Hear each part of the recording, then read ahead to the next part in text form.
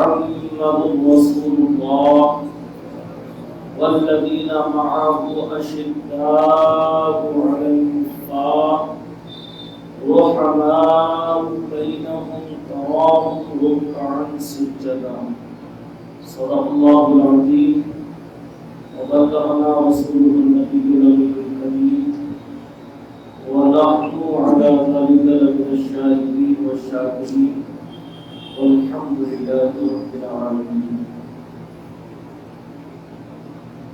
رفیقان ملت اسلامیہ، آج کی ہماری یہ محفل سلسلہ ذکر علی رضی اللہ تعالی عنہ منعقد کی گئی ہے۔ اللہ تبارک و تعالی ہماری اس محفل کو اپنی بارگاہ میں قبول فرمائے اور ہم سب کو اس کا بہترین بدل، اس کی جزا اور صلہ عطا فرمائے۔ ایک مرتبہ انتہائی عقیدت اور احترام کے ساتھ بارگاہ رسالت مآب صلی اللہ تعالی علیہ وسلم میں درود پاک کا نذرانہ پیش کریں اور پڑھیں بآباد مولانا محمد وعلى آل سيدنا مولانا محمد وبارك وسلم صلوا عليه صلاة وسلام عليك يا رسول الله صلى الله تعالى عليه وسلم۔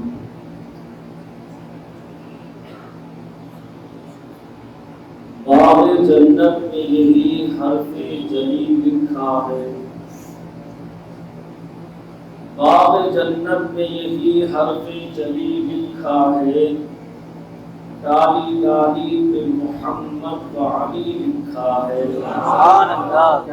باب جنت میں یہی حرف جلی لکھا ہے، ڈالی ڈالی پہ محمد و علی لکھا ہے، سبز پتوں پہ حسن اور کلی پر زہرا، سبز پتوں پہ حسن اور کلی پر زہرا، سرخ پھولوں پہ حسین ابن علی لکھا ہے،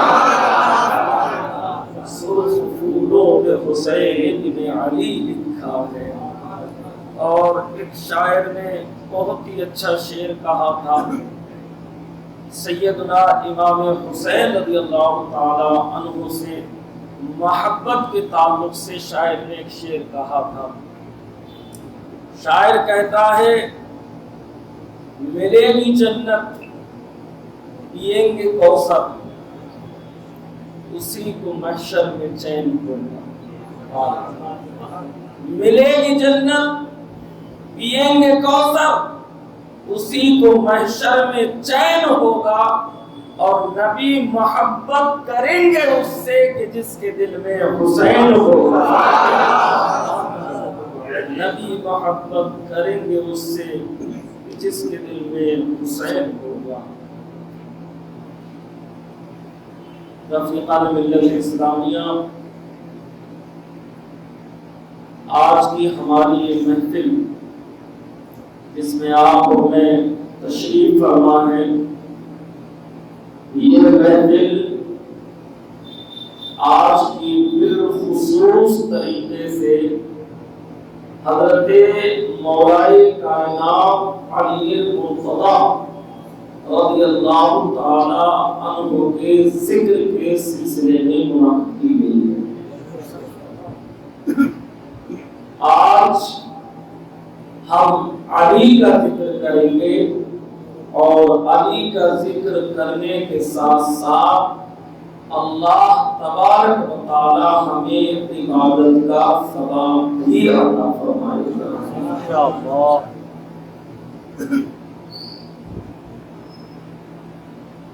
سب سے بڑا مقام اللہ کے بعد نبوت کا ہے اور رسالت کا ہے۔ دنیا کے اندر اللہ کے بعد اگر کسی کا سب سے بڑا مرتبہ مقام ہے تو وہ اللہ کا نبی یا اللہ کا رسول ہے۔ جو اللہ کے بعد سب سے بڑا مرتبہ اس ذات گرامی کا، اور نبی کے بعد جو سب سے بڑا مقام اور مرتبہ ہے وہ ہے صحابی کا۔ نبوت کے بعد جو سب سے بڑا مرتبہ ہے وہ صحابی کا مرتبہ ہے۔ صحابی کسے کہتے ہیں؟ جس نے حالت ایمان میں اللہ کے نبی صلی اللہ علیہ وسلم کا دیدار کیا ہو اور حالت ایمان میں ہی اس کا خاتمہ ہوا، وہ صحابی کہلاتا ہے۔ تو نبوت کے بعد سب سے بڑا اگر کسی ذات کا مرتبہ ہے تو وہ صحابی رسول کا ہے۔ سارے دنیا کے غوث و قطب، ابدال، نجبا، نقبا، اقواس، ابدال، اوتاد، افراد، سب کو ایک پردے میں رکھ دیا جائے اور نبی کے ایک صحابی کو ایک پردے میں رکھ دیا جائے تو یہ سب مل کر بھی نبی کے صحابی کے مرتبے کو نہیں پہنچ سکتے۔ کیوں؟ وجہ کیا ہے؟ وجہ یہ ہے کہ صحابیت نماز، روزہ، حج اور زکات سے نہیں ملتی۔ صحابیت رسول اللہ کے چہرے کے دیدار سے ملا کرتی ہے، اور یہ مرتبہ ہر کسی کو حاصل نہیں ہے۔ جس نے حالت ایمان میں رسول اللہ کو دیکھا، یہاں حالت ایمان کی قید اس لیے لگائی گئی کہ ابو جہل نے بھی نبی کو دیکھا تھا، عتبہ و شیبہ نے بھی نبی کو دیکھا تھا، مگر وہ ایمان نہیں لائے، تو وہ صحابی نہیں ہے۔ صحابی وہ ہے جس نے حالت ایمان میں نبی کا دیدار کیا اور ایمان کی حالت میں ہی اس کا وصال ہو گیا، وہ اللہ کے نبی صلی اللہ علیہ وسلم کا صحابی۔ تو نبوت کے بعد سب سے بڑا مرتبہ اگر کسی کا ہے تو وہ کس کا ہے؟ صحابی کا۔ اللہ کے پیارے نبی صلی اللہ علیہ وسلم نے حدیث پاک میں ارشاد فرمایا، لا تسبوا اصحابی، اے لوگوں میرے صحابہ کو گالی مت دینا، میرے صحابہ کو برا مت کہنا، میرے تمام صحابہ۔ ایک اور روایت میں آتا ہے الصحابہ کالنجوم، اللہ کے نبی فرماتے ہیں میرے تمام صحابہ ستاروں کی طرح ہیں، فَبِأَيِّهِمْ اقْتَدَيْتُمْ وَاهْتَدَيْتُمْ، تم نے جس کی اقتدا کر لی ہدایت پا جاؤ گے۔ اللہ نے قرآن عظیم میں ارشاد فرمایا رضی اللہ عنہم ورضوا عنہ، یہ وہ جماعت ہے جس سے اللہ راضی ہے اور یہ اللہ سے راضی ہے۔ قرآن کریم میں اللہ نے ایک مقام پر اور ارشاد فرمایا وعد اللہ الحسنى، اللہ ارشاد فرماتا ہے میرے نبی کے تمام صحابہ ایسے ہیں کہ میں نے ان سے جنت کا وعدہ فرما لیا ہے اور ان کی تمام خطائیں میں نے معاف فرما دی ہیں، میں نے ان کی لغزشیں، غلطیاں اور کوتاہیاں معاف فرما دی ہیں اور میں نے ان سے جنت کا وعدہ کیا ہے۔ لہذا کسی بھی انسان کو یہ حق حاصل نہیں ہے کہ وہ اللہ کے نبی صلی اللہ علیہ وسلم کے کسی صحابی پر لعن و طعن کرے، تشنیع کرے، برا کہے یا ان کی شان میں نازیبا کلمات کہے، یہ حق کسی انسان کو حاصل نہیں ہے۔ اللہ کے نبی نے صاف الفاظ میں فرما دیا، اللہ نے سب سے پہلے میرا انتخاب فرمایا اور میرے انتخاب کے بعد میرے لیے اللہ نے میرے صحابہ کا انتخاب فرمایا. تو یہ جو میرے صحابہ ہیں یہ دنیا کی سب سے بہترین جماعت ہے، لہذا میرے صحابہ کو کوئی برا نہ کہے. اچھا، اگر ہم صحابہ کو برا کہتے ہیں، صحابہ کو لعن و طعن کرتے ہیں، تو ہمارا ایمان خطرے میں ہے، ہمارا مذہب خطرے میں ہے، ہمارا اسلام خطرے میں ہے. وجہ کیا ہے؟ وجہ یہ ہے کہ یہ اسلام، یہ قرآن، یہ احادیث کریمہ، یہ دین کی باتیں ہم تک جو پہنچی ہیں انہیں پہنچانے والے کون ہیں؟ صحابہ کرام ہیں. اسی لیے میرے نبی نے ارشاد فرمایا میرے تمام صحابہ کلہم عدول، میرے تمام صحابہ عادل اور ثقہ ہیں، ان کے بارے میں کوئی شک اور تردد بھی نہیں ہونا چاہیے. یہ بات میں اس لیے کہہ رہا ہوں کہ بعض حضرات یزید کی وجہ سے حضرت امیر معاویہ جو کاتب وحی نبی کے صحابی ہیں ان کو برا بھلا کہتے ہیں، ان پر لعن و طعن کرتے ہیں، ان کے بارے میں ناسیبہ کلمات کہتے ہیں. میرے بھائی، یزید کی وجہ سے کسی کے وہ صحابی رسول حضرت امیر معاویہ کو برا نہیں کہا جائے گا. امیر معاویہ وہ ہیں کہ جن کے بارے میں قرآن کہہ رہا ہے یہ اللہ سے راضی ہے اور اللہ ان سے راضی ہے. رضی اللہ عنہم ورضوا عنہ.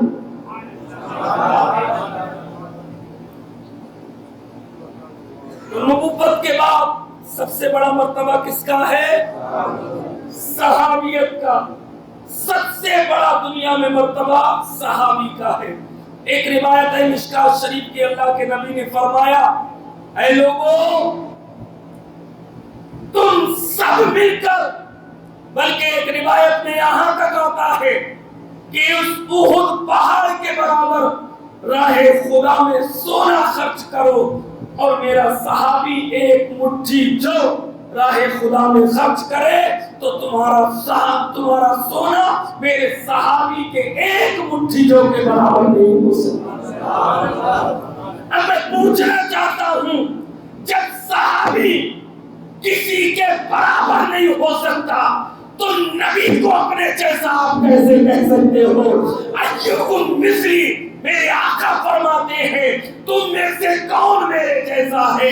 میرا رب مجھ کو کھلاتا بھی ہے اور میرا رب مجھ کو پلاتا بھی ہے. جب ہم صحابی کے برابر نہیں ہو سکتے تو نبی کے برابر کیسے ہو سکتے ہیں؟ آج لوگ نبی کی برابری کر رہے ہیں، ہماری طرح بشر ہیں، ہم جیسے ہیں. چونکہ یہ میرا موضوع نہیں ہے جس پر میں گفتگو کروں، یہ بات ضمناً آئی تھی اس لیے میں نے عرض کر دی. تو میرے بھائی، سب سے بڑا مقام نبوت کا، رسالت کا، اس کے بعد صحابی کا سب سے بڑا مقام ہے. اور صحابہ میں بھی پھر کیٹیگریز ہیں کہ کون سا صحابی کس حیثیت کا ہے، کس مرتبے کا ہے. اللہ اکبر کبیرہ. تو علماء کرام اہل سنت و جماعت کا یہ متفقہ فیصلہ ہے کہ سب سے افضل صحابہ میں خلفائے راشدین ہیں. سیدنا ابو بکر صدیق نمبر 1، دوسرے نمبر پہ سیدنا عمر فاروق اعظم، تیسرے نمبر پہ حضرت عثمان غنی اور چوتھے نمبر پر حضرت مولائے کائنات علی مرتضی رضی اللہ تعالیٰ عنہ. تو صحابہ میں جو سب سے بڑا مرتبہ صحابیوں کا ہے وہ کون ہے؟ خلفائے راشدین. حضرت سیدنا ابو بکر صدیق رضی اللہ تعالیٰ عنہ اس وقت ایمان لائے تھے جب جوانوں میں کوئی ایمان نہیں لایا تھا. حضرت علی رضی اللہ تعالیٰ عنہ اس وقت ایمان لائے تھے جب بچوں میں کسی نے کلمہ نہیں پڑھا تھا. سب سے پہلے 10 سال کی عمر کا یہ بچہ ہے، سب سے پہلے کلمہ پڑھنے والا مصطفیٰ جان رحمت پر یہ 10 سال کا ننھا بچہ تھا جس نے نبی کا کلمہ پڑھا تھا اور نبی کا ساتھ دیا تھا، اسی کو آج ہم علی رضی اللہ تعالی عنہ کے نام سے جانتے ہوئے حضرت علی رضی اللہ تعالی عنہ کی ولادت 13 رجب المرجب اور واقعہ فیل کے 30 سال کے بعد ہوئی ہے۔ 13 رجب المرجب تھی واقعہ فیل کے، یہ واقعہ فیل وہی ہے جو سورہ علم ترا کے اندر ذکر کیا گیا ہے، جب ابرہہ نے خانہ کعبہ پر حملہ کیا اور ابابیلوں نے کنکریاں گرائی، اسی کو واقعہ فیل یعنی ہاتھی والا واقعہ کہا جاتا ہے۔ تو واقعہ فیل کے 30 سال کے بعد حضرت علی رضی اللہ تعالی عنہ کی ولادت ہوتی ہے۔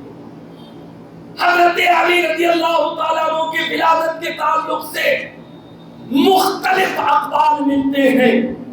مستدرک حاکم کے اندر امام حاکم نے ذکر کیا ہے کہ حضرت علی رضی اللہ تعالیٰ عنہ کی ولادت خانہ کعبہ کے اندر ہوئی۔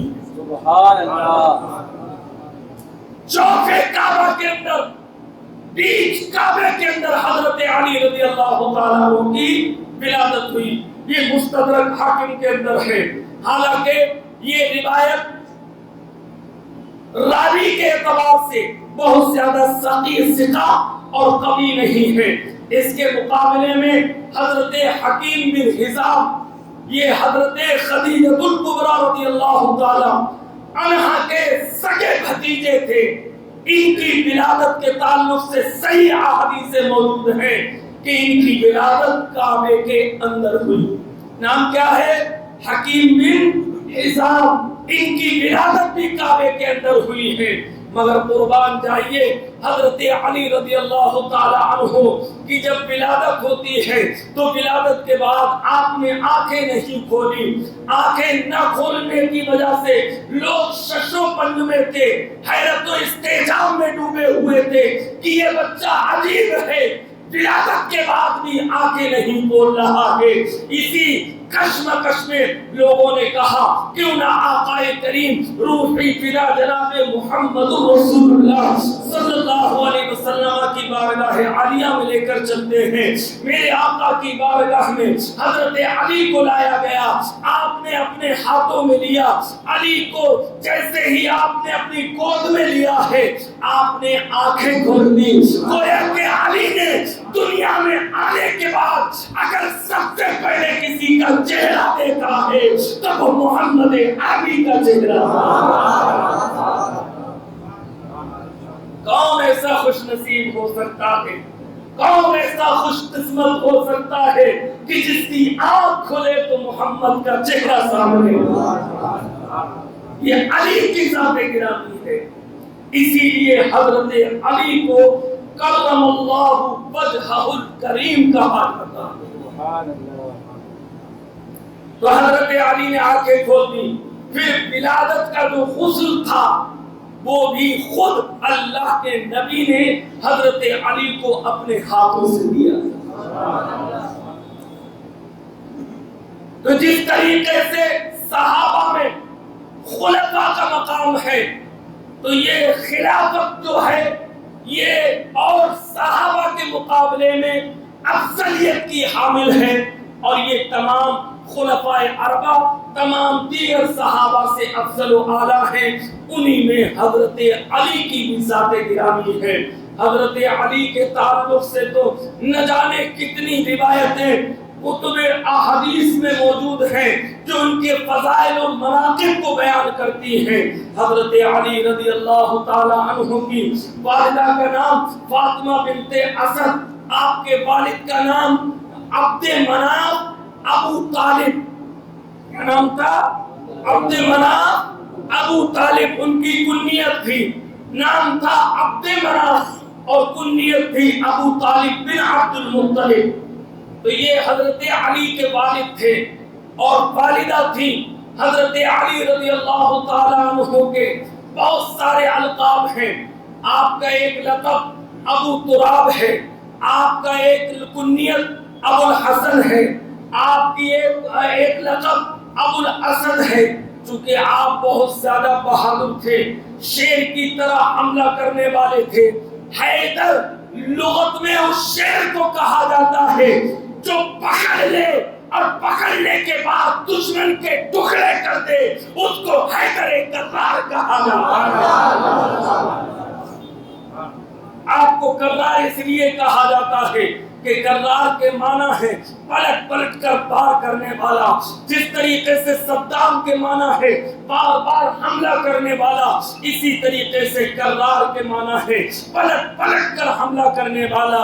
حضرت علی رضی اللہ تعالیٰ عنہ کا اخلاق اتنا زیادہ وسیع تھا، آپ اتنے زیادہ بہادر تھے، اسلام آپ کی رگوں پہ میں بسا ہوا تھا۔ مصطفیٰ جان رحمت نے گویا کہ اسلام آپ کو گھٹی میں پلایا تھا۔ جب آپ کو غسل دیتے ہیں اللہ کے نبی، اور غسل دینے کے بعد حضرت علی کا منہ کھولتے ہیں اور آپ اپنا لعاب دہن حضرت علی کے منہ میں ڈال دیتے ہیں۔ اللہ اکبر کبیرہ، حضرت علی کے منہ میں مصطفیٰ کا لعاب دہن کا جانا تھا کہ حضرت علی کو دنیا و ما فیہا کی معراج ہو جاتی ہے، ان کا مقام و مرتبہ اتنا بلند ہو جاتا ہے کہ میرے آقا کریم علیہ السلام ان کا ہاتھ پکڑتے ہیں، اور ہاتھ پکڑنے کے بعد آپ ارشاد فرماتے ہیں لوگوں دیکھ لو ہذا علی، یہ علی ہے، من کنت مولا ہوں فہذا علی مولا ہوں، جس کا میں مولا ہوں اس کا علی مولا ہے۔ سبحان اللہ، نعرہ تکبیر، نعرہ رسالت، نعرہ حیدری۔ تو ایک اعجاز حضرت علی رضی اللہ تعالیٰ عنہ کو یہ حاصل ہوا احساس کہ آپ نے بچپن میں کلمہ پڑھا۔ کس میں؟ بچپن میں۔ بچوں میں سب سے پہلے کلمہ پڑھنے والے علی، جوانوں میں سب سے پہلے کلمہ پڑھنے والے حضرت ابوبکر صدیق، عورتوں میں سب سے پہلے کلمہ پڑھنے والی حضرت خدیجہ الکبریٰ، اور غلاموں میں سب سے پہلے کلمہ پڑھنے والے حضرت زید بن حارثہ رضی اللہ تعالیٰ۔ تو ایک اعجاز آپ کو یہ حاصل ہے کہ آپ نے سب سے پہلے بچوں میں آپ نے کلمہ پڑھا ہے اور مصطفیٰ جان رحمت کا ساتھ دیا ہے۔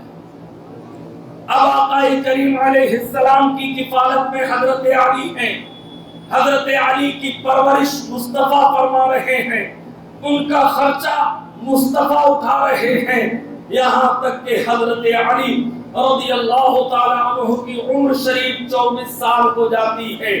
اب اللہ کے نبی صلی اللہ علیہ وسلم نے حضرت علی کو دوسرا اعزاز عطا فرمایا، اور وہ اعزاز یہ تھا کہ آپ نے اپنی بیٹی حضرت فاطمہ کا نکاح حضرت علی سے متعین اور منتخب فرما دیا۔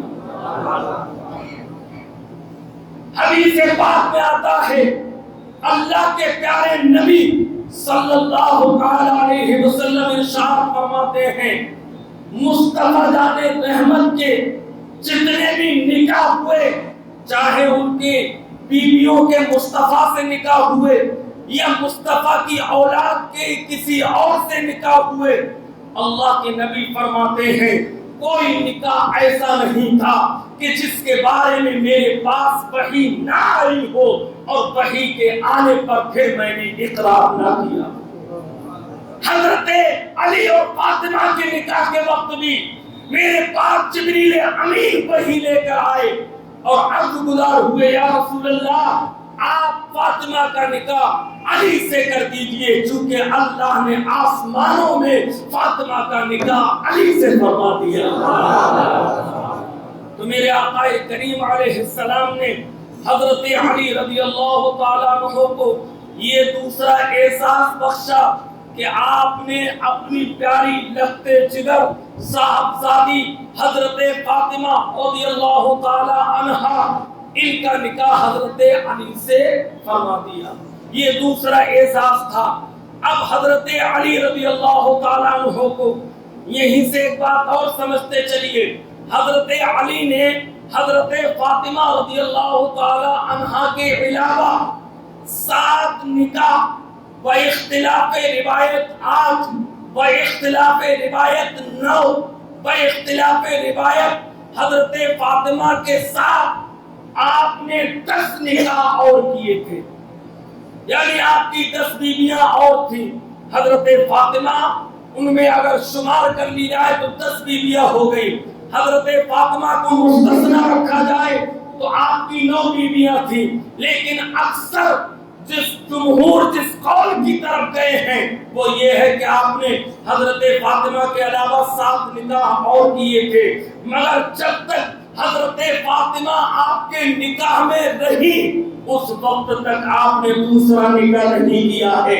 اللہ کے نبی صلی اللہ علیہ وسلم نے ارشاد فرمایا تھا، اے علی تم وہ ہو کہ جس سے میری نسل چلے گی، جس سے میری ذریت پروان چڑھے گی، اے علی تم وہ ہو۔ تو حضرت علی اور حضرت فاطمہ کی اولاد جو بھی ہے وہی سید کہلاتی ہے۔ اس کے علاوہ حضرت علی کی دیگر اولادیں وہ سید نہیں ہے، سید صرف وہی اولاد ہے جو حضرت علی اور حضرت فاطمہ سے پیدا ہوئی۔ لیکن ایک بات ذہن میں رہے، کسی کے دماغ میں یہ بات نہ آ جائے کہ ارے اسلام میں تو 4 نکاح جائز ہیں، حضرت علی نے اتنے بہت سے نکاح کیسے کر لیے؟ تو ایسا نہیں ہے، آپ نے ایک ساتھ 7 نکاح نہیں کیے تھے، بلکہ کسی بیوی کا انتقال ہو گیا یا کسی کو آپ نے طلاق دے دی تب جا کے آپ نے دوسرا نکاح کیا تھا۔ ایسا نہیں ہے کہ ایک ساتھ آپ نے 7 نکاح کر لیے ہو۔ تو حضرت علی اور حضرت فاطمہ رضی اللہ تعالی عنہا سے جو اولاد ہوئی وہی سید کہلاتی ہے۔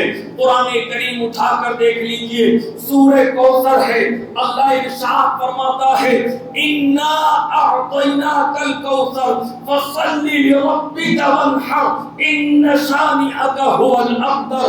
اللہ ارشاد فرماتا ہے جب آپ کے بیٹے حضرت ابراہیم کا انتقال ہو گیا تو دشمنوں نے یہ کہنا شروع کر دیا کہ محمد تو تم بریدہ ہو گئے، اب ان کی نسل آگے نہیں چل سکتی ہے، ان کی نسل تو یہی ختم ہو گئی، اس لیے کہ نسل جو ہے بیٹوں سے چلا کرتی ہے، بیٹیوں سے نہیں چلا کرتی۔ لیکن اللہ اکبر کبیرہ، میرے آقا کریم علیہ السلام کبیرہ خاطر تھے، آپ ملول تھے، اضطرابی کیفیت آپ کے قلب پہ طاری تھی، اللہ کی طرف سے وحی آ جاتی ہے، جبریل امین پیغام لے کے آتے ہیں، اللہ ارشاد فرماتا ہے اے حبیب انا اعطیناک الکوثر، ہم نے آپ کو خیر کثیر عطا فرمایا ہے۔ مفسرین فرماتے ہیں جہاں اس آیت کی بہت ساری تفسیریں ہیں، وہی ایک تفسیر یہ ہے اے حبیب دنیا کی نسلیں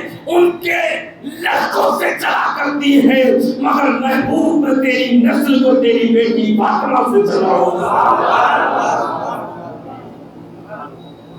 تو میرے آقا کریم علیہ السلام کی نسل حضرت علی اور حضرت فاطمہ رضی اللہ تعالی عنہما سے چلی ہے۔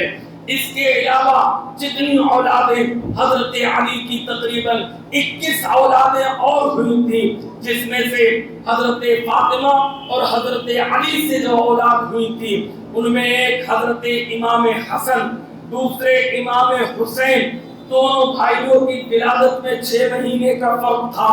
6 مہینے کے بعد امام حسین پیدا ہوئے۔ کتابوں میں لکھا ہے یہی حسین کی ولادت ہی بہت بڑی کرامت ہے، اس لیے کہ 6 مہینے کا بچہ پیدا ہونے کے بعد زندہ رہے، یہی بہت بڑی بات ہے۔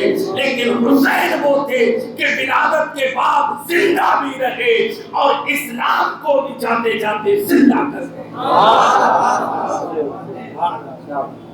آج لوگ موت و حیات کا فلسفہ بیان کرتے ہیں، آج لوگ کہتے ہیں جس کے جسم میں روح ہے زندہ ہے وہ زندگی ہے، اور جس کے جسم سے روح نکل گئی وہ موت ہے۔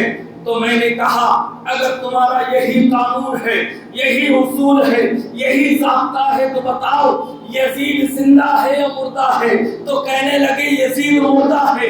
میں نے کہا حسین زندہ ہے یا مردہ ہے؟ تو کہنے لگے حسین زندہ ہے۔ تو میں نے کہا پھر موت و حیات کا فلسفہ یہ نہیں ہے، موت و حیات کا فلسفہ سمجھنا ہے تو اس بات کو سمجھنا ہوگا نبی سے وفاداری کا نام زندگی ہے اور نبی سے غداری کا نام موت ہے۔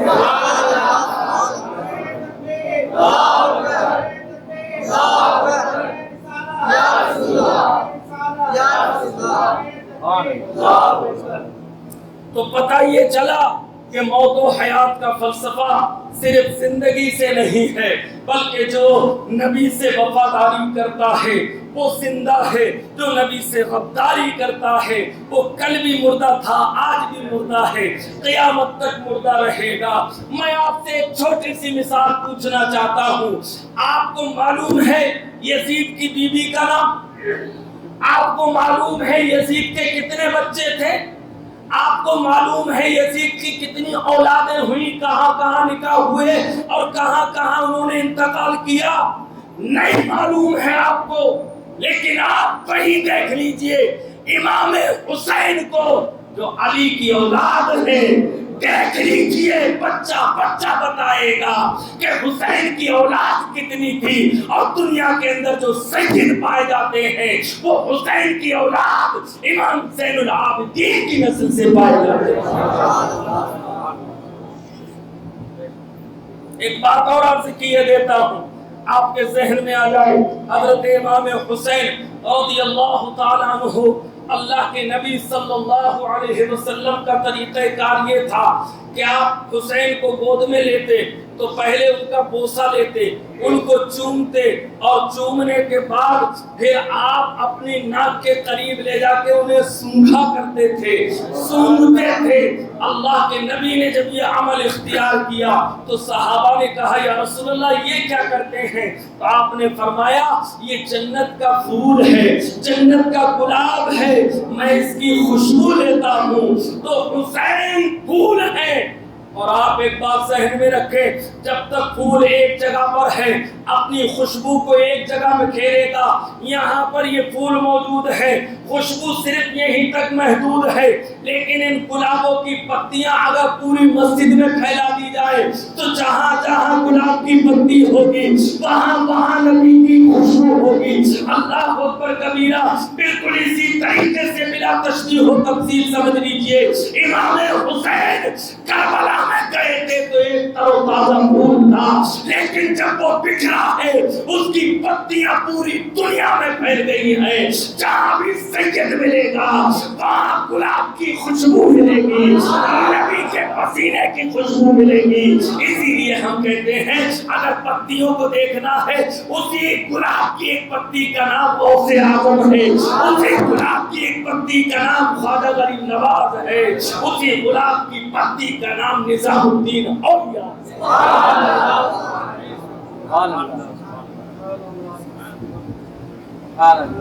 تو حضرت مولا کائنات علی مرتضی رضی اللہ تعالی عنہ کی حضرت فاطمہ سے جو اولاد ہوئی اس میں ایک حسن، ایک حسین، اور ایک روایت میں آتا ہے ایک چھوٹے ننھے بیٹے اور آپ کے تھے جن کا نام محسن تھا، ان کا بچپن میں انتقال ہو گیا تھا، اور دو بیٹیاں تھیں، ایک حضرت زینب رضی اللہ تعالی عنہا اور دوسری حضرت ام کلثوم رضی اللہ تعالی عنہا۔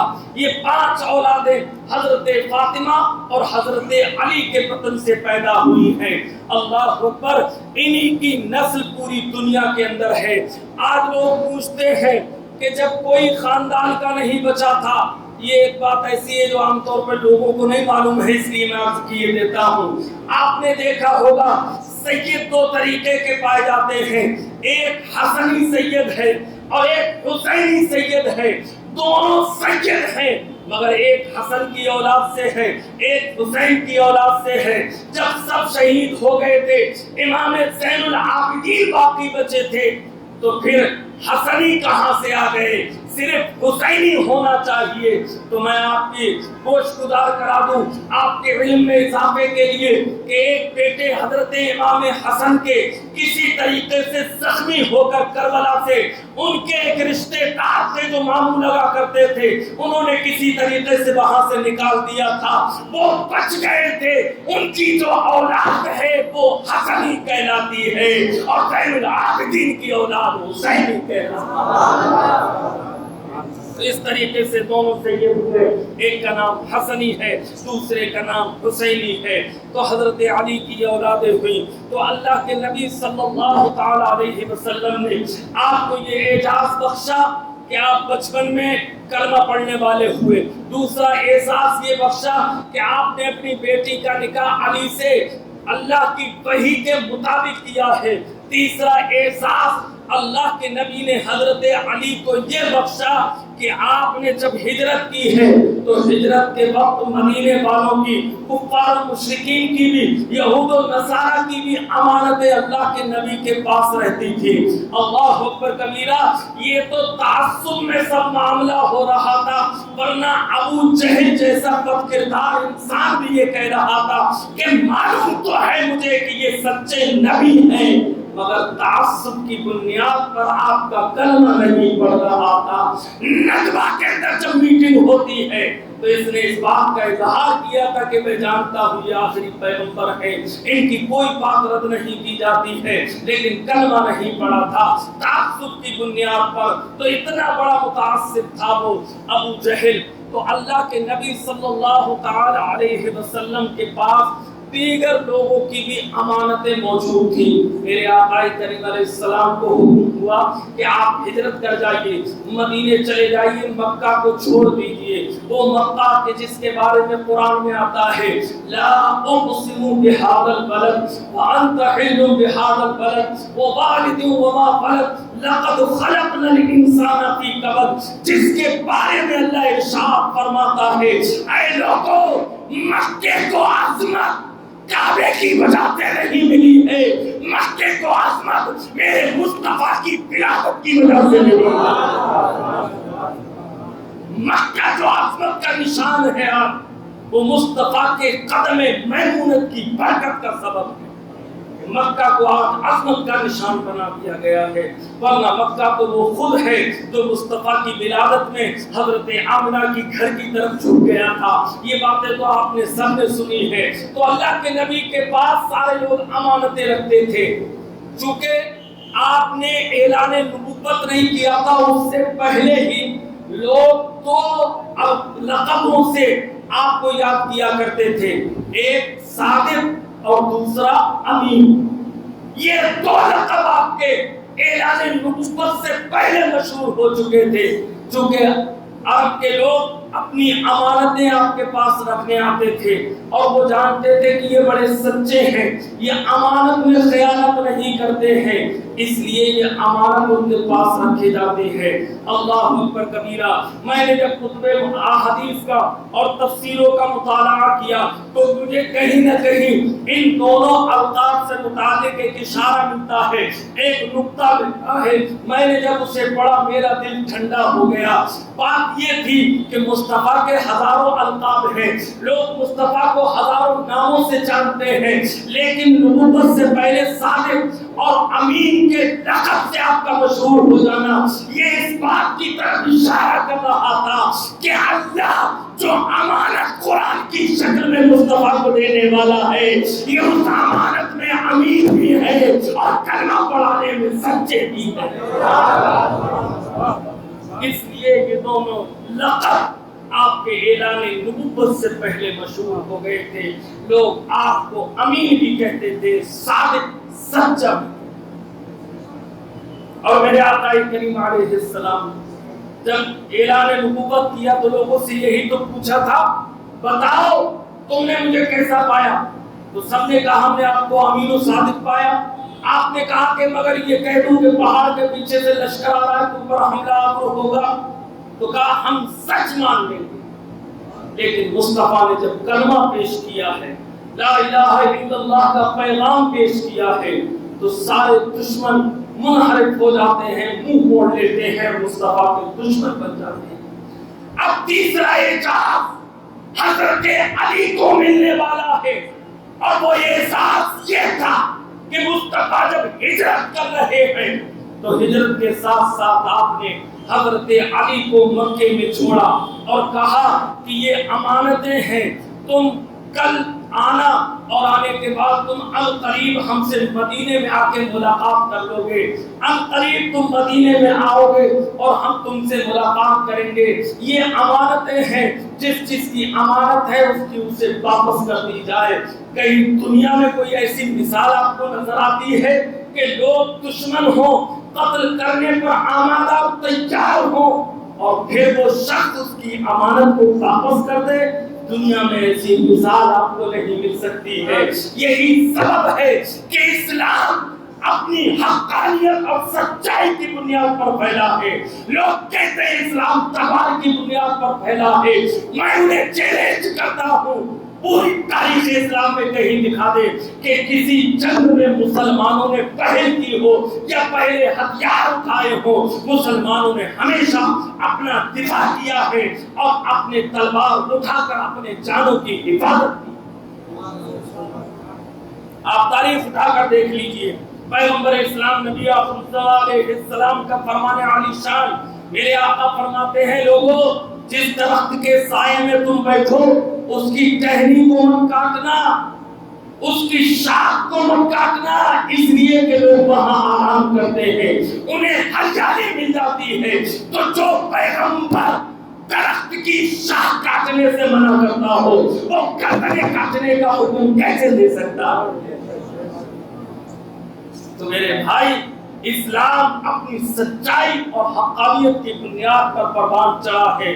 اسلام کا پودا یوں ہی ترقی پذیر نہیں ہوا ہے، اسلام کے پودے میں نبی کے گھر والوں کا خون ہے، جس خون نے اس پودے کو سینچا ہے اور اسے پروان چڑھایا۔ وہ حضرت علی رضی اللہ تعالیٰ عنہ کو امانتیں عطا فرما دی۔ ایک کتاب میں نے پڑھا، حضرت علی سے کسی نے پوچھا کہ جب رسول اللہ نے آپ کو امانتیں عطا فرمائی تھی اور دشمن دروازے پہ چھات بھالے، برچھی، تیر، تلوار لے کر چاروں طرف سے کھڑے تھے اور سارے کفار مکہ کے جو سردار تھے ان سرداروں کا ایک ایک بیٹا دروازے پہ آ کے کھڑا تھا، اور کھڑے ہونے کے بعد وہ اس انتظار میں تھا کہ کب نبی کریم صلی اللہ علیہ وسلم نکلیں اور ہم انہیں برچھیوں سے ختم کر دیں، بھالوں سے ان کے جسم کے اندر سوراخ کر دیں۔ آؤ یہیں پر اہل سنت کا ایک عقیدہ بیان کیے دیتا ہوں۔ اہل سنت کا عقیدہ یہ ہے کہ میرے مصطفیٰ بشر بھی ہے اور بشر کے ساتھ ساتھ میرے مصطفیٰ نور بھی ہے، لیکن جب تک بشریت میں رہتے ہیں، کھاتے پیتے ہیں، اٹھتے بیٹھتے ہیں اور شادی بیاہ کرتے ہیں، بخار بھی آتا ہے، بھوک بھی لگتی ہے، جسم سے خون بھی بہتا ہے، لیکن جب بشریت سے پرے ہو کر نورانیت میں آتے ہیں تو یہی مصطفیٰ ہے۔ دروازے پہ کفار کھڑے ہوئے تھے، میرے نبی ان کی آنکھوں کے سامنے سے نکل گئے مگر کسی کافر کو نظر نہیں آئے۔ تو میں کہتا ہوں اس وقت نبی بشریت میں نہیں بلکہ دیوار نوری میں تشریف لے گئے۔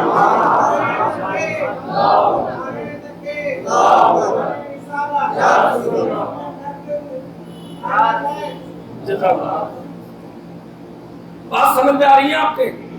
خوب سمجھ میں آ رہی ہے؟ ہاں، تو حضرت علی سے کسی نے پوچھا، میں نے کتابوں میں پڑھا کہ علی تمہیں ڈر نہیں لگا؟ علی تمہیں ڈر نہیں لگا؟ مصطفیٰ کی جگہ پہ لیٹے ہوئے تھے، آپ کو خوب معلوم تھا کہ دشمن مصطفیٰ پر حملہ کرنے والے ہیں، کیا تمہیں ڈر نہیں لگا؟ علی کہتے ہیں اس دن سے اچھی نیند کبھی آئی عقیدہ بیان کر رہے ہیں علی، اور عقیدہ یہ تھا کہ مصطفیٰ نے کہا تھا علی تم مدینے میں آ کے ہم سے ملو گے۔ علی کہتے ہیں مصطفیٰ کا فرمان سچا ہے، جھوٹا نہیں ہو سکتا، دنیا کی کوئی طاقت علی کو قتل نہیں کر سکتی تھی، اس لیے کہ مصطفیٰ نے کہا تھا علی تم مدینے میں ہم سے ملاقات کرو گے۔ تو نبی نے دوسرا اعزاز بخشا، آپ نے امانتیں عطا فرمائی۔ کن نے؟ امانتیں عطا فرمائی۔ امانت کے لیے امین، معتبر اور معتمد آدمی اور ذات اور شخصیت کا ہونا ضروری۔ نبی کی نگاہ میں علی سب سے معتمد اور معتبر تھے، اسی لیے امانتیں علی کو سونپ دی، اور اللہ کی نگاہ میں حضرت ابو بکر معتبر تھے تو نبوت ابو بکر کو سونپ دی۔ بات سمجھ میں آ گئی آپ کے؟ تو نبوت ابو بکر کو سونپ دی گئی کہ آپ اس کے محافظ بن جائیے، علی تم امانتوں کے محافظ بن جاؤ، اور ابو بکر تم نبوت کے محافظ بن جاؤ۔ حضرت ابو بکر اللہ کے نبی کو اپنے کاندھوں پہ بٹھا کر مدینے لے کے جاتے ہیں، اور علی نبی کی امانتیں ان کے دشمنوں کو عطا کر کے مدینے تشریف لے جاتے ہیں۔ تو یہ تیسرا اعزاز تھا کس کو؟ حضرت علی رضی اللہ تعالی عنہ کو، کہ آپ نے ان کو اپنی امانتیں عطا فرمائی تھیں۔ اللہ اکبر کبیرہ۔ حضرت علی رضی اللہ تعالی عنہ کے تعلق سے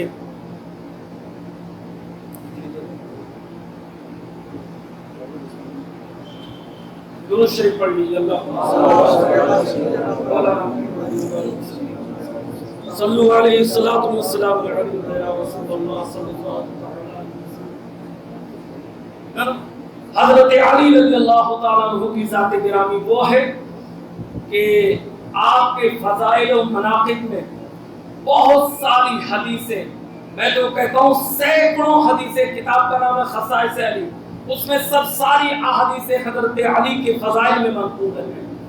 اللہ کے نبی صلی اللہ تعالیٰ علیہ وسلم نے آپ کو بہت سارے فضائل و مناقب سے نوازا تھا، یہاں تک کہ آپ نے حضرت ہارون علیہ السلام جو حضرت موسیٰ علیہ السلام کے بھائی تھے، نبی تھے، آپ نے فرمایا تھا علی تم میرے لیے ہارون کی طرح ہو، اگرچہ ہارون نبی تھے اور تم نبی نہیں ہو، لیکن تم انہی کی طرح میرے نائب ہو۔ اللہ کے نبی نے حضرت علی سے فرمایا تھا۔ تو یہ تیسرا اعزاز تھا۔ اب چوتھا اعزاز مصطفیٰ جان رحمت علی کو عطا فرما رہے ہیں۔ اللہ کے نبی صلی اللہ علیہ وسلم ہجرت کر کے جب مدینہ تشریف لے آئے تو آپ نے مہاجرین و انصار کے درمیان مواخات قائم کی، ایک دوسرے کو بھائی بنایا، کہا تم ان کے بھائی بن جاؤ، تم ان کے بھائی بن جاؤ۔ انصار و مہاجرین میں آپس میں ایک دوسرے کا بھائی بنا دیا۔ حضرت علی رضی اللہ تعالی عنہ رہ جاتے ہیں، علی کہتے ہیں یا رسول اللہ میں کس کا بھائی ہوں؟ تو مصطفیٰ نے ایک اعزاز اور عطا فرما دیا، ارشاد فرمایا انت اخی فی الدنیا والآخرہ، علی تم دنیا میں بھی میرے بھائی ہو اور آخرت میں بھی میرے بھائی ہو۔ یہ اللہ کے نبی نے چوتھا اعزاز حضرت علی رضی اللہ تعالی عنہ کو عطا فرما دیا۔ تو آپ نے دنیا اور آخرت میں حضرت علی رضی اللہ تعالی عنہ کو اپنا بھائی مانا ہے، حالانکہ حقیقت میں بھی چچیرے بھائی تھے سگے، لیکن اس کے باوجود بھی آپ نے کہا کہ تم دنیا و آخرت میں میرے بھائی ہو۔ تو یہ اعزاز مصطفیٰ ہے جو حضرت علی کو عطا کیا گیا۔ علی اتنے بہادر تھے، اتنے نڈر تھے کہ ساری جنگوں میں آپ مصطفیٰ جان رحمت کے ساتھ رہے۔ جب جنگ احد سے صحابہ کرام بھاگ گئے مگر حضرت علی نے اس وقت بھی مصطفیٰ جان رحمت کے دعوت کو نہیں چھوڑا، آپ ڈٹ کر دشمن کا مقابلہ کرتے رہے۔ تقریباً 10 زخم آپ کے جسم اقدس پہ لگے مگر مصطفیٰ کو آپ نے نہیں چھوڑا، بلکہ آپ برابر دشمن کا مقابلہ کرتے رہے۔ حضرت علی کے تعلق سے بخاری شریف کی صحیح حدیث ہے، میرے آقا ارشاد فرماتے ہیں جنگ خیبر کے موقع پر اے لوگوں علی کہاں ہیں، بلکہ یہاں تک آقا نے ارشاد فرمایا کہ کل میں ایسے شخص کے ہاتھ میں جھنڈا دوں گا جس کے ہاتھ پر اللہ نے فتح لکھی ہے، اور وہ شخص ایسا ہے کہ وہ اللہ اور اس کے رسول سے محبت کرتا ہے اور اللہ اور اس کے رسول اس سے محبت کرتے ہیں۔ تمام صحابہ کے درمیان یہ بات آگ کی طرح پھیل گئی. ہر صحابی تمنا کر رہا تھا. حضرت عمر تو یہ کہہ رہے تھے کاش اس دن یہ جھنڈا اللہ کے نبی مجھ کو عطا فرما دیتے تو ساری دنیا کی کمائی مصطفیٰ کے قدموں میں ڈال دیتا, اس لیے کہ اس سے بہتر کوئی اور تمغہ ہو ہی نہیں سکتا ہے. اللہ کے نبی صلی اللہ علیہ وسلم نے کہا علی کہاں ہیں؟ بے چینی بے قراری میں رات گزری. لوگوں نے کہا وہ بیمار ہیں, آشوب چشم میں گرفتار ہیں. اللہ کے نبی نے بلایا, حضرت علی کی آنکھوں میں لعاب دہن لگایا. اس کا فیض ہوا کہ آنکھیں صحیح ہو گئیں, درست ہو گئیں, اور حضرت علی کے ہاتھ پر جنگ خیبر فتح ہوئی. اللہ اکبر کبیرہ. مصطفیٰ جان رحمت کی یہ دو جملے کہ کل جس کے ہاتھ میں جھنڈا دیا جائے گا, اسلام کی فتح جس کے ہاتھ میں کل ہوگی, وہ اللہ اس کے رسول سے محبت کرتا ہے اور اللہ اس کے رسول اس سے محبت کرتے ہیں. یہ بہت اہم جملہ ہے کہ وہ نبی سے اور اللہ سے محبت کرتا ہے اور اللہ اور نبی اس سے محبت کرتے ہیں. یہ بڑا اہم جملہ ہے. ایک اور روایت میں ملتا ہے حضرت علی رضی اللہ تعالیٰ عنہ کا اخلاق اتنا عظیم تھا, اتنا عظیم تھا. ایک جنگ کے موقع پر یہودی آپ کے مقابلے میں آ گیا. حضرت علی اس سے لڑنے لگے. چونکہ علی بڑے پھرتیلے تھے, ٹھیلے تھے, بہت زیادہ لمبے چوڑے نہیں تھے, داڑھی ان کی پوری گھنی تھی, بڑھیا اچھی عمدہ داڑھی تھی, چہرہ پر نور تھا, ایسا لگتا تھا دور سے دیکھنے والوں کو اللہ کا شیر دہاڑتا ہوا آ رہا ہے. حضرت علی کا نام سنتے ہی لوگوں کے پیجامے ڈھیلے ہو جایا کرتے تھے.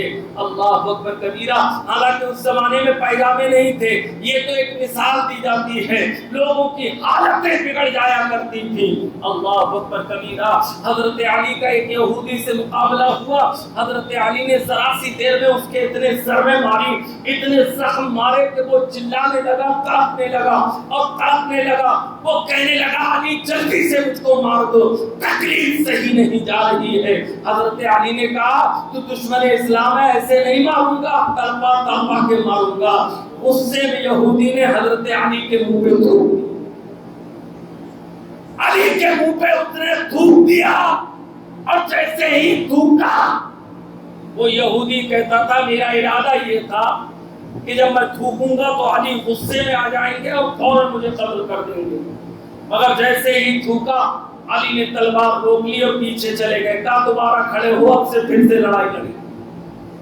یہودی کہنے لگا یہ کیا معاملہ ہے, دوبارہ لڑائی لڑو گے, پھر سے شروعات کی جائے لڑائی کی. کہا ہاں. کہا وجہ بتاؤ. کہا وجہ یہ ہے اگر اب میں تجھے قتل کر دیتا تو لوگ یہ سمجھتے کہ علی نے اپنا بدلہ دیا ہے کہ ان کے منہ پہ تھوک دیا تھا, لیکن جب دوبارہ تجھے قتل کروں گا تو لوگ کہیں گے کہ اسلام کے لیے قتل کیا. چنانچہ یہودی کی دل پر علی کی اس بات کا اتنا اثر ہوا کہ اس نے کہا علی میں سمجھ گیا جس نبی کے صحابی اور جس نبی کے داماد کے اخلاق کا یہ عالم ہے, اس پیغمبر کے اخلاق کا عالم کیا ہوگا, اس کی شان اور مرتبے کا عالم کیا ہوگا. علی کلمہ پڑھائیے اور اسلام میں داخل کر دیجئے. یہودی علی کے ہاتھ پر کلمہ پڑھ کے مسلمان ہو جاتا. یہ ان کا اخلاق تھا, یہ ان کا کردار تھا. آج ہم علی سے محبت تو کرنے والے ہیں مگر علی کے اخلاق, ان کے کردار, ان کی عادت و اخلاق پر عمل کرنے والے نہیں ہیں. ہم صحابہ کی روش کو چھوڑے ہوئے ہیں. بس 5 منٹ میں آپ کو بتاؤں گا کہ واقعہ کربلا آخر رونما کیوں ہوا تھا, اس کے اسباب و علل کیا تھے. آپ کے ذہن میں بات آ جائے گی. واقعہ کربلا حقیقت میں رونما اس لیے ہوا تھا کہ بات اسلام کی حقانیت اور مذہب اسلام کی سچائی کی تھی. چونکہ یزید کے بارے میں حضرت امام حسین کو خبر مل چکی تھی کہ وہ بد کرداری میں مبتلا ہو گیا, شراب وہ پیتا ہے, ناچ گانے اور رندیاں وہ نچاتا ہے اور شراب کی حالت میں نماز بھی پڑھا دیتا ہے. روز تاچوں کو اس نے جائز کر رکھا ہے. یہ ساری خبریں حضرت امام حسین تک پہنچ گئی تھی، تو امام حسین رضی اللہ تعالی عنہ نے اس بات سے انکار کر دیا کہ ہاتھ یزید کے ہاتھ میں نہیں دیا جائے گا، سر دے دیں گے مگر یزید کے ہاتھ میں ہاتھ نہیں دیں گے۔ تو امام حسین کربلا میں جو گئے تھے وہ دین کے تحفظ اور دین کی بقا کے لیے گئے تھے۔ نہ تو آپ غور کریں، کوئی اگر جنگ کے لیے جاتا ہے تو کیا ساتھ میں ننھے ننھے بچے لے جاتا ہے، عورتیں لے جاتا ہے؟ کیا اس کے پاس مسلح افراد نہیں ہوتے ہیں؟ اس کے پاس جنگ کا سامان ہوتا ہے، تلواریں ہوتی ہیں، گھوڑے ہوتے ہیں، برچھیاں اور بھالے ہوتے ہیں، کھانے پینے کا سامان ہوتا ہے۔ وہ کسی شہر کو قبضے میں لے لیتا ہے، اس کے بعد جا کے کہیں قتل کو جنگ کا موقع آتا ہے، تب جا کے کہیں جنگ ہوتی ہے۔ مگر آپ دیکھیں تو دہی حسین نانا جان کا شہر مدینہ چھوڑ رہے ہیں، ساتھ میں ننھے ننھے بچے ہیں، چند لوگ ہیں، چند افراد پر مشتمل یہ قافلہ ہے۔ راستے میں کچھ لوگ اور شریک ہو جاتے ہیں۔ یہ پورا قافلہ 72 نفوس قدسیہ جو مرد تھے ان پر مشتمل تھا۔ اس کے علاوہ اور بہت ساری عورتیں آپ کے ساتھ تھی، بچے ساتھ تھے، لیکن مردوں میں صرف 72 تھے جو آپ کے ساتھ تھے۔ حضرت امام حسین کربلا پہنچ گئے، اور کربلا پہنچنے کے بعد آپ نے آخری دم تک لوگوں سے یہ کہا تھا، اے لوگوں مجھے پہچان لو، میں حسین ابن علی فاطمہ کا لاڈلا جس کے بارے میں قرآن نازل ہوا ہے۔ اللہ نے کہا انما یرید اللہ لیذھب عنکم الرجس اہل البیت، اے لوگوں جس کے بارے میں قرآن نازل ہوا ہے، قل تعالوا ندعو ابناءنا وابناءکم ونساءنا ونساءکم وانفسنا وانفسکم ثم نبتہل فنجعل لعنت اللہ علی الکاذبین۔ اللہ اکبر کبیرہ۔ اے لوگوں دیکھو قرآن کس کے بارے میں نازل ہوا ہے، میری حیثیت کو پہچانو، میرے مرتبے کو جانو۔ میں وہ پیغمبر کا نواسا ہوں کہ جو پیغمبر کے دوش پر کاندھوں پہ بیٹھ کر آپ کی بالوں کی زلفوں کو پکڑ کر آقا کریم کے دوش پر بیٹھ کر جو سواری کرتا تھا، اسی کا نام تو حسین ہے۔ لوگوں میری حیثیت کو پہچانو، میں وہ ہوں کہ اگر میں رو جاتا تھا تو مصطفیٰ بے چین ہو جاتے تھے، میں وہ ہوں جس کے لیے مصطفیٰ اپنا منبر چھوڑ دیا کرتے تھے۔ اے لوگوں میں وہ ہوں جس کے لیے مصطفیٰ اپنے سجدے کو لمبا کر دیا کرتے تھے۔ لوگوں میری حیثیت کو پہچانو۔ مگر دشمنوں کے دل میں دنیا کا لالچ حرص تمام ہو گئی تھی، اس لیے وہ حضرت امام حسین سے جنگ کرنے کے لیے آمادہ رہے۔ امام حسین نے تو یہاں تک کہا تھا تم مجھ سے جنگ مت کرو، نہ میں مکہ جاؤں گا نہ مدینہ جاؤں گا، جنگلوں میں کہیں بھی نکل جاؤں گا، میں دوبارہ پلٹ کر نہیں آؤں گا۔ مگر دشمن کاہے کو مانیں گے، اس لیے کہ حسین بھی جانتے تھے یہی آخری میری آرام گاہ ہے، جہاں مجھے قتل ہونا ہے، جہاں مجھے جام شہادت نوش فرمانا ہے۔ اور شہادت کیسے نوش نہیں کرتے، آخری بات کہہ کے میں اپنی گفتگو کو ختم کروں گا۔ اس کا سبب بھی یہ تھا کہ دو طریقے کی شہادت ہوتی، ایک شہادت سری اور ایک شہادت جہری۔ جہری شہادت یہ کہلاتی ہے کہ اعلانیہ دشمن ہم کو قتل کر دے، ہم اللہ کے اعلاء کلمت الحق کو بلند کرنے کے لیے دشمن کے مقابلے میں جائیں اور اس کی تلوار سے زخم کھائیں اور وہ ہمیں قتل کر دے، یہ جہری شہادت ہے۔ اور سری شہادت یہ ہے کہ کوئی ہم کو زہر دے دے، کوئی ہم کو اس انداز سے مار دے کہ کسی کو خبر نہ ہو، یہ سری شہادت کہلاتی ہے۔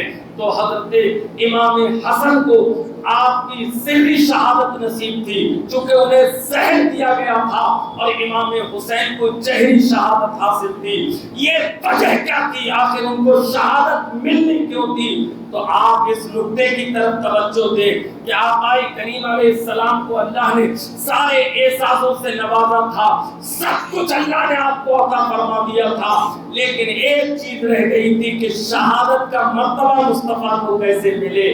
تو اللہ نے اس ذریعے سے کہ حضرت حسن سر سے لے کر ناک تک مصطفیٰ کے بالکل ہو تھے، اور حسین ناک سے لے کر پاؤں تک مصطفیٰ کی بالکل تصویر تھے، دونوں کو ملا لیتے تو مصطفیٰ کی تصویر بن جاتی تھی۔ تو اس ذریعے سے مصطفیٰ کو شہادت جہری بھی حاصل ہے اور شہادت سری بھی حاصل ہے۔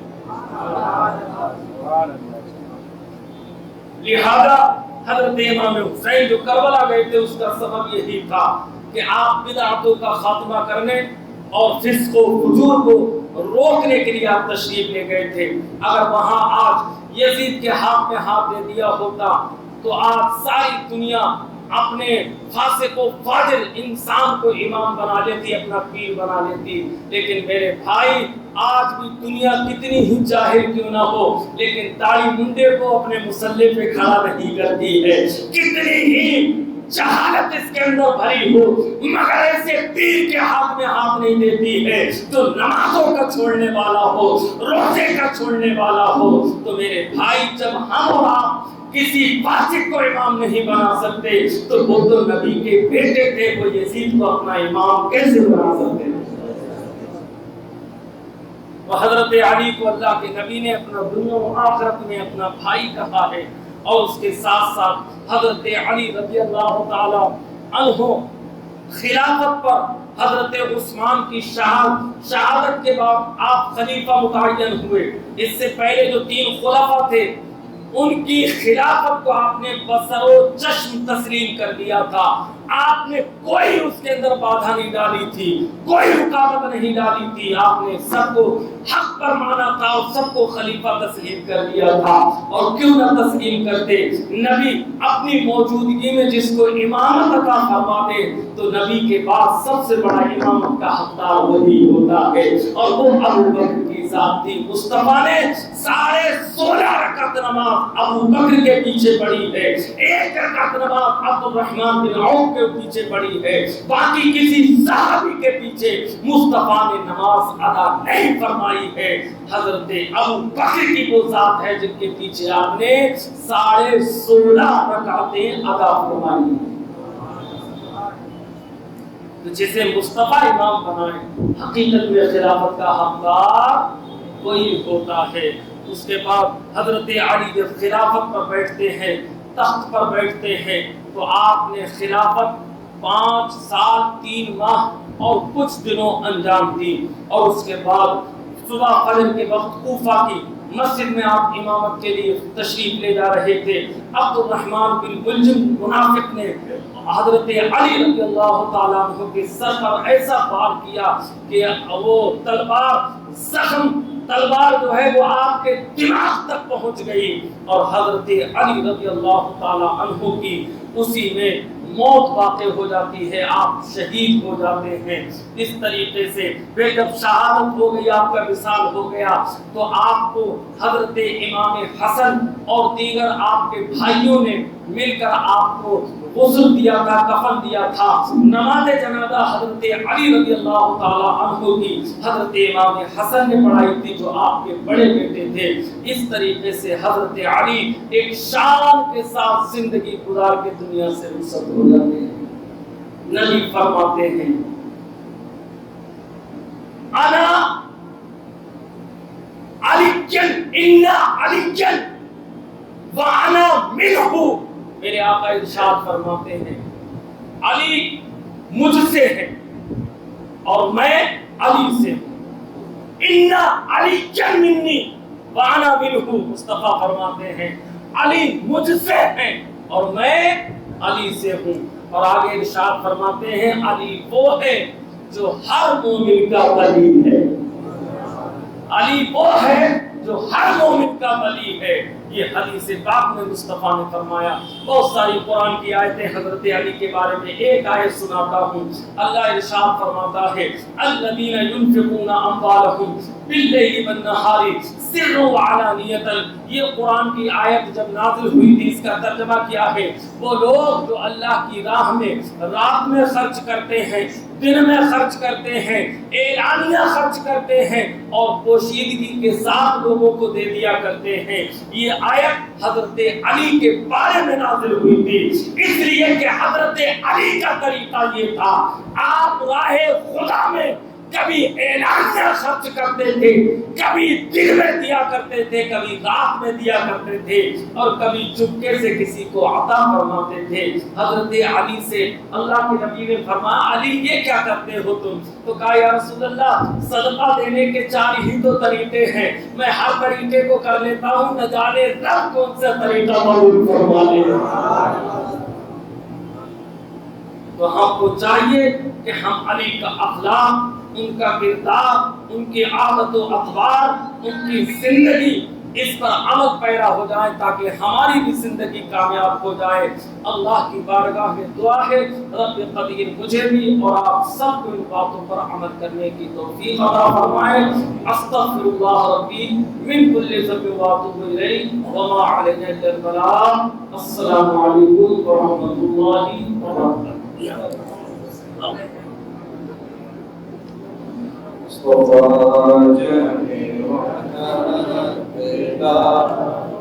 سلام